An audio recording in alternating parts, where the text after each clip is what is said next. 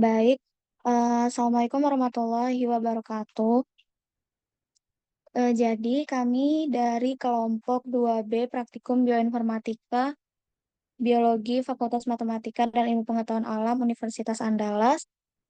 Nah, pada video kali ini kami akan menyampaikan materi mengenai RStudio, yang mana di sini kita akan menggunakan aplikasi RStudio yang telah di-download. Nah, sebelumnya kami dari kelompok 2 akan memperkenalkan anggota terlebih dahulu. Yang pertama itu ada saya sendiri, Hanifah Putri dengan NIM 2210422010. Saya Jamila Nafra dengan NIM 2110422018. Saya Muhammad Tigor Irfansyah dengan NIM 2210422024. Saya Fadila Mirasafa dengan NIM 2210423002. Saya Sabrina Firsti Hidariani dengan NIM 2210423020. Saya Dina Nabila Putri dengan NIM 2210423028. Saya Melchani Pasisa dengan NIM 2210423040. Nah, baik. Selanjutnya kita akan masuk ke pembahasan mengenai aplikasi dari RStudio ini sendiri. Nah, jadi pada kali ini kita akan melakukan analisis biostatistika, bioinformatika dengan menggunakan aplikasi RStudio. Yang mana RStudio ini berkaitan dengan aplikasi R, yaitu R ini merupakan mesinnya, sedangkan RStudio itu adalah interface-nya. Nah, jadi RStudio ini akan memudahkan dalam berkomunikasi dengan bahasa R, sehingga fungsi-fungsi statistika dan juga data science itu bisa berjalan dengan baik. Nah, jadi RStudio ini merupakan Integrated Development Environment for R atau bahasa R yang dapat digunakan untuk pemrograman komputasi statistik dan juga grafik, yang mana RStudio ini dapat digunakan untuk menampilkan grafik, tabel data, kode R, dan juga output secara bersamaan. Selain itu, juga dapat digunakan untuk penganalisisan kode-kode, penyorotan sintaksis, pratinjau grafik dan tabel, serta membuat visualisasi interaktif. Nah, RStudio ini memiliki beberapa kelebihan, di antaranya itu mudah dalam pengaplikasian atau penggunaan dalam analisis data yang kuat. Selanjutnya ada visualisasi yang menarik dengan menggunakan tabel dan juga grafik serta digambarkan dengan plot. Dan juga RStudio ini akan memudahkan kita dalam melakukan analisis biostatistik. Nah, jadi adapun langkah yang pertama, kita akan membuka aplikasi RStudio yang telah diunduh atau diinstal dan terdownload, dan akan muncul tampilan seperti yang tertera pada share screen, pada layar share screen. Nah, jadi pada aplikasi RStudio ini akan memiliki 4 panel utama. Dan untuk memunculkan panel utamanya, panel pertama, yaitu RScript, kita dapat mengklik pada bagian File, lalu kita klik bagian New File, dan kita klik pada bagian RScript. Nah, sehingga akan muncul 4 panel seperti yang tertera, yang mana RScript berada pada bagian kiri atas yang barusan kita buka. Pada RScript ini nantinya instruksi yang kita masukkan itu dapat diedit dan direvisi, serta itu kita dapat mengetikkan input perintah olah datanya. Nah, selanjutnya itu ada panel konsol, yang mana panel konsol ini berfungsi untuk melihat hasil eksekusi dari perintah yang kita ketikkan pada RScript tadi, yang mana pada konsol ini tidak dapat dilakukan revisi atau pengeditan, sehingga kita hanya bisa melihat hasil eksekusinya. Kemudian, selanjutnya itu di bagian kanan atas, itu ada bagian environment, yang mana nanti pada environment ini dapat dilihat hasil yang akan diingat atau hasil dari eksekusi pada bagian panel konsol. Selanjutnya itu pada bagian bawah, itu ada plot. Jadi panel plot ini digunakan untuk melakukan visualisasi dengan menggunakan grafik atau berupa histogram. Nah, selanjutnya kita akan melakukan penganalisisan operasi hitungan sederhana, yang mana pada materi ini akan dilanjutkan oleh rekan saya. Kepada rekan saya dipersilakan. Baiklah, selanjutnya itu pada aplikasi RStudio ini kita dapat melakukan formulasi perhitungan sederhana, yaitu ada penjumlahan, pengurangan, perkalian, pembagian, pangkat, maupun logaritma. Kita ada awalnya untuk kode penambahan, kita dapat mengetik angkanya misalnya seperti 4 446 tambah 786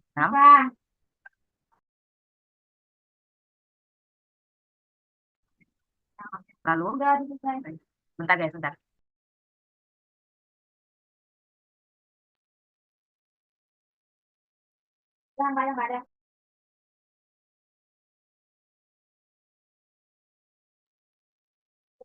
Lalu kita tambahkan 446 dan 786 ini tambah. Lalu kita klik run.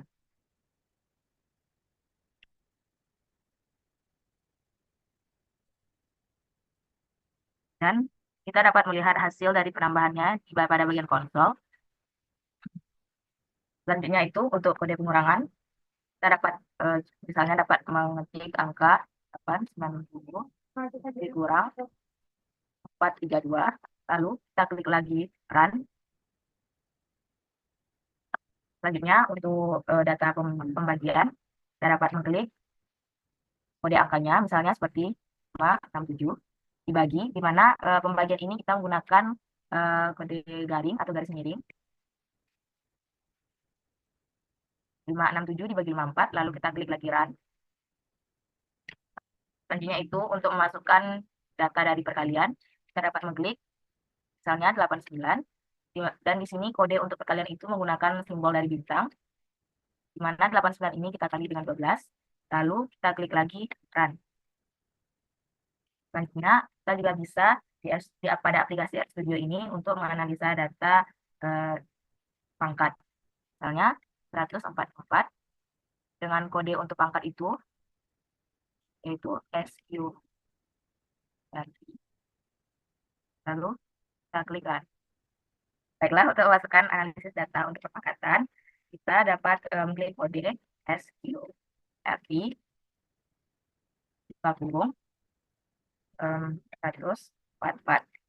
Lalu kita klik kembali run. Selanjutnya, untuk memasukkan data analisis dari logaritma, kita dapat mengklik kode log buka kurung, kita masukkan apa 100. Lalu kita klik lagi run. Nah, hasil dari data yang kita tulis di AdScript tadi dapat terlihat pada bagian konsol di bawahnya. Sekian materi dari saya, lanjutkan pada rekan saya. Baiklah, untuk langkah selanjutnya itu kita akan memasukkan 5 parameter dengan masing-masing parameter itu berisikan 20 data. Untuk parameter pertama adalah kita memasukkan parameter yaitu macam-macam warna. Dapat diketik pada konsol itu macam underscore warna.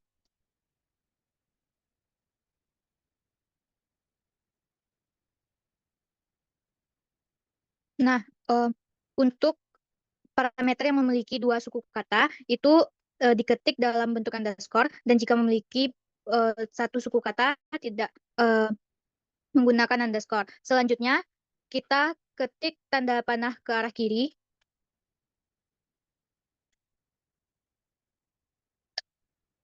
Dan beri garis.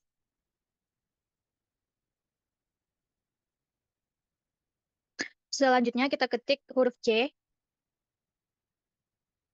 Lalu tanda kurung. Yang dimana jika datanya merupakan kualitatif, itu diberi tanda kutip, sedangkan data kuantitatif tidak menggunakan kuantitatif. Di sini macam-macam warna merupakan data kualitatif. Yang dimana data dari macam-macam warna itu diantaranya tanda kutip merah, koma, tanda kutip biru, koma, tanda kutip hijau, koma, tanda kutip kuning, koma, tanda kutip hitam, koma, tanda kutip ungu, lalu oranye,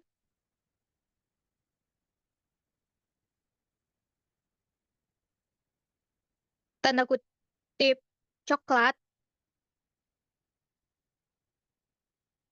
Selanjutnya itu tanda kutip pink. Lalu tanda kutip putih. Lalu tanda kutip abu-abu.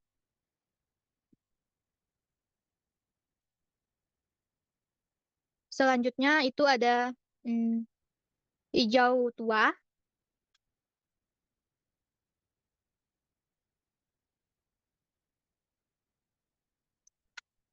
Lalu biru muda, biru underscore muda.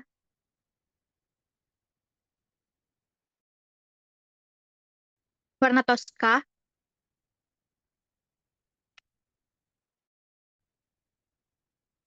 Selanjutnya itu ada warna krem.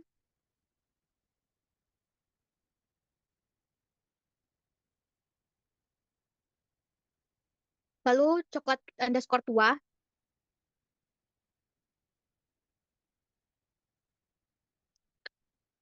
Lalu warna lime atau hijau kekuningan, lime. Selanjutnya itu ada warna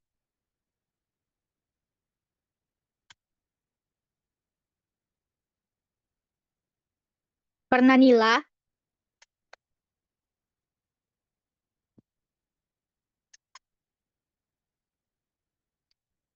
Lalu ada warna lavender dan warna emas. Untuk selanjutnya kita melakukan pengecekan apakah data tersebut sudah berjumlah 20 atau tidak. Selanjutnya kita klik tanda run untuk mendapatkan hasilnya. Lalu untuk parameter selanjutnya itu ada umur. Kita klik ketik umur, tanda panah ke kiri di garis. Lalu ketik huruf C dalam kurung 45, 50, 12, 9, 13, 20, 25, 39, 40, 45, 46, 70, 73, 77, 60,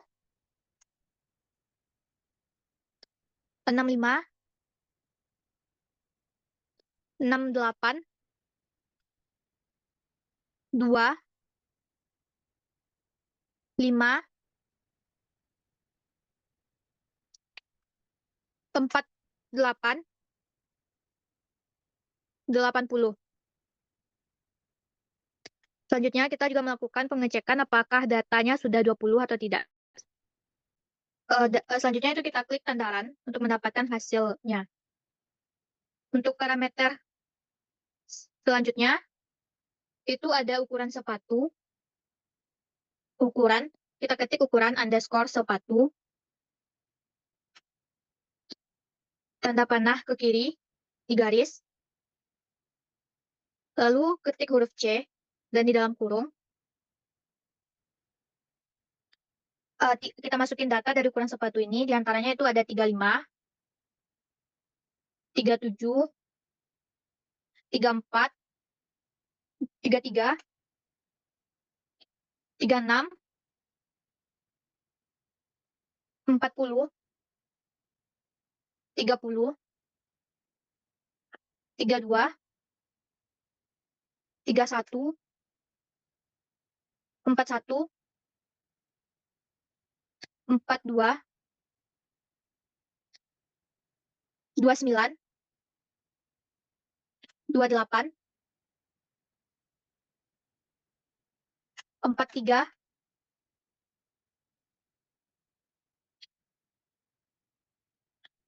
44, lalu 39, lalu 27, setelah itu 26, lalu 45, dan 46. Selanjutnya kita melakukan pengecekan apakah data tersebut sudah mencukupi 20 data atau belum. Setelah data mencukupi 20 data, kita klik tanda run dan dapat dilihat hasilnya pada bagian konsol di bagian bawah dan juga pada bagian environment itu terdapat value-nya. Untuk dua data terakhir akan dibacakan oleh rekan saya. Baik, selanjutnya saya akan melanjutkan datanya, yaitu tinggi underscore badan, buka kurung,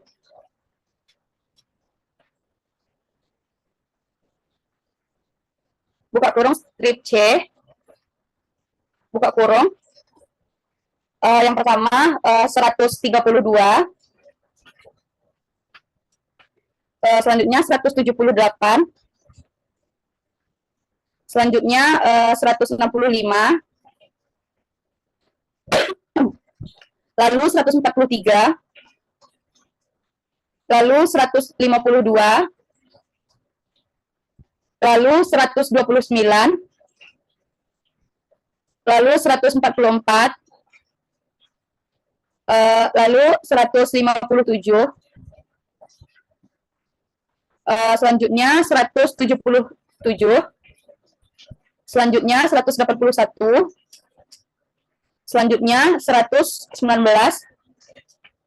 lalu 137, lalu 140, lalu 155,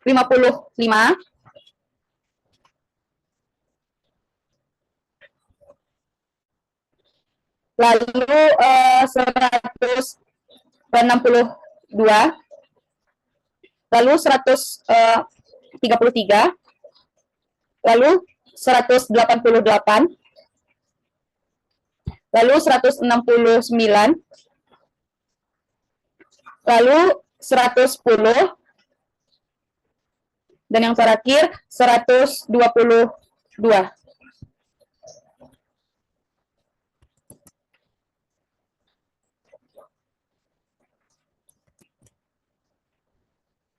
Setelah itu kita dapat melihat kembali apakah angkanya sudah cukup. Setelah itu kita dapat menekan run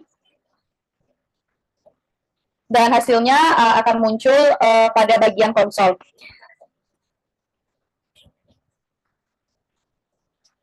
Lalu selanjutnya ada nama underscore teman, buka kurung, strip C, lalu buka kurung. Yang pertama ada Dinda. Kalau apabila memakai huruf, maka diberi tanda petik di atasnya. Yang pertama ada Dinda, lanjut ada Dila, lalu Maila, lalu ada Hegel, ada Jamila, Hani, ada Sabrina, ada Cinta, ada Povi, lalu ada Dian, ada Anik,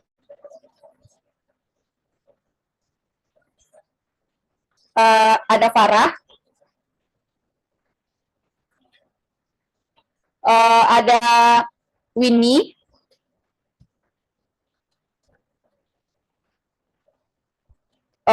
lalu ada Risa, ada Salsa, ada Dia, ada Rezik, ada Faras, lalu ada Mutia, dan yang terakhir ada Ara. Lalu kita dapat mencek lagi apakah data yang kita tulis sudah lengkap sesuai dengan perintahnya, yaitu ada 20 data. Setelah itu kita klik tombol run dan akan muncul hasilnya pada bagian konsol. Sekian yang dapat saya sampaikan. Selanjutnya saya kembalikan kepada rekan saya. Baiklah, selanjutnya kita akan melakukan tahapan summary, di mana di summary ini kita bisa melihat nilai minimum, nilai maksimum, terus juga kita bisa melihat nilai mediannya, nilai tengahnya, nilai mean. Jadi kalau untuk summary ini kita hanya bisa memasukkan data berupa angka. Jadi kalau misalnya seperti nama teman, terus macam-macam warna, itu kan dia bukan data yang berupa angka. Jadi tidak bisa, yang summary ini hanya bisa berlaku untuk umur, ukuran, dan juga tinggi badan. Jadi setelah kita ketik summary tadi, kemudian kita ketik buka kurung, langsung kita pilih, boleh kita coba dulu salah satu di antara data-data angka ini seperti umur, ukuran, maupun tinggi badan, bebas. Nanti setelah kita ketik summary, kita coba dengan buka kurung, kita coba di ukuran sepatu, ketik ukuran underscore sepatu, bisa ditekan, kemudian kita tutup kurung, lalu kita tekan run. Baru bisa. Jadi di sini terlampir datanya, kita bisa melihat nilai minimum, ada nilai median, terus ada nilai mean-nya, dan juga ada nilai maksimum. Untuk summary ini hanya bisa di data berupa angka saja. Jadi data yang seperti nama teman, macam warna itu tidak bisa memakai summary. Sekian dari penjelasan saya kembalikan ke rekan selanjutnya.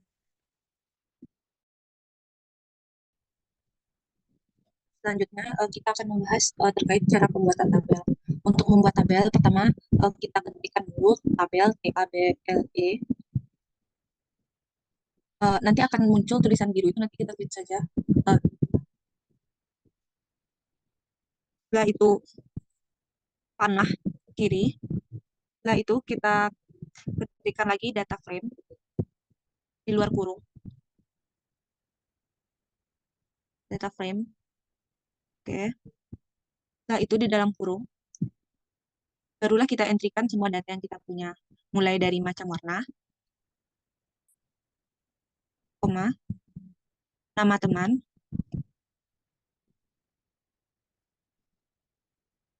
koma, tinggi badan, koma, ukuran sepatu, koma, dan yang terakhir itu adalah umur. Setelah itu bisa kita coba klik run. Setelah itu di bagian bawah tabel, tulisan table, kita ketikkan lagi TABLE table, lalu kita run.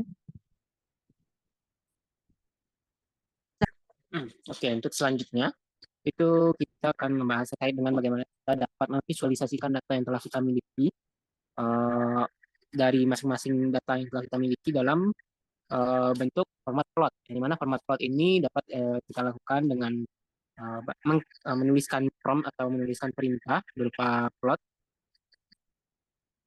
yang dimana kita dapat menggunakan plot ini dengan kita dapat menggunakan plot ini hanya untuk data yang berupa numerik atau data yang berupa angka. Gitu. Dimana pada plot ini kita dapat menggunakan rumus sebagai x, y, dan dimana pada tabel tertentu kita dapat menuliskannya. Misalnya sebagai contoh yang pertama, yang dimana kita dapat menuliskan yang pertama itu plot tinggi badan, koma, umur.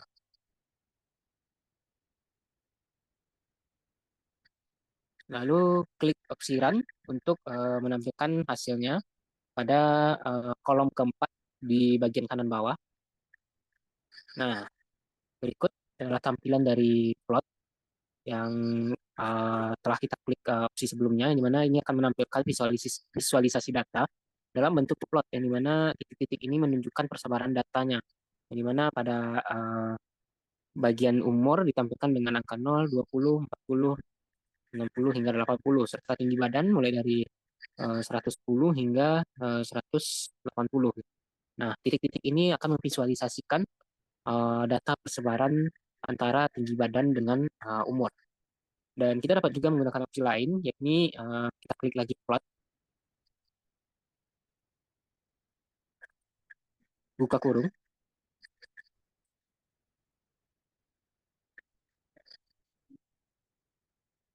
dan kita dapat mengetikkan umur dengan ukuran sepatu.